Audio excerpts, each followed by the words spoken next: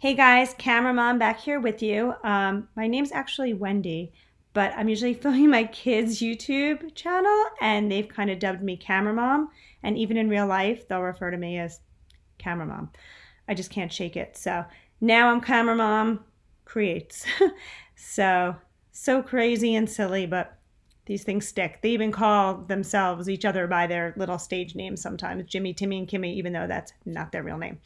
So anyway, last I left you in our little tutorial for Photoshop, we had a nice background.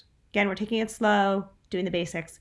So we had this adorable little sky background. So now what I said we were going to do today was going to add text, and we were going to add a very simple image, and we want to remove the background of our image. So we just have the image floating on our sky.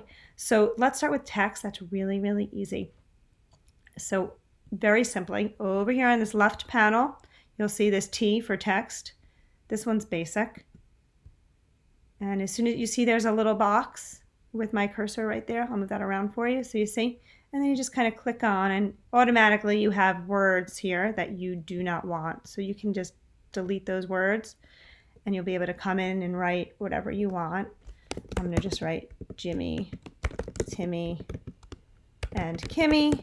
And you will notice that it's now going off our screen where we don't want it. We kind of want it centered. So what you want to do is make sure you come over here on the right and click on your text layer. Click on your little T. It's kind of like color forms. You guys remember color forms when you're little? When you're moving each individual piece, you have to actually pick that up and move it. So you need to be clicked on it in order to be able to move this image right here. So I clicked on the T.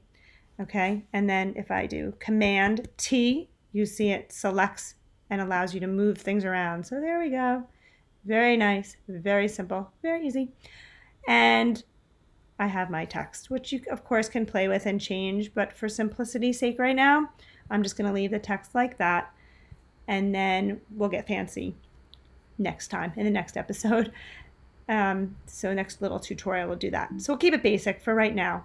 And I want to make my screen smaller, but I can't do that because I'm now clicked on it. So let's click off of that now. So now I can come over here to my edge, and I want to move this in just so I can grab a picture I had shown you last time. I have a picture actually up here that is the one that I want. Slide that over a little bit more. There we go. So what I try to do at the beginning when you're playing with this is take pictures and use images that are really simple background. I would recommend going outside and taking it against a sky. You don't want a million different things that you have to edit out because it just becomes really complicated. So there we have an image that now we can play with, and obviously I want to make Jimmy, Timmy, and Kimmy over here look like they're just sitting on these puffy little clouds.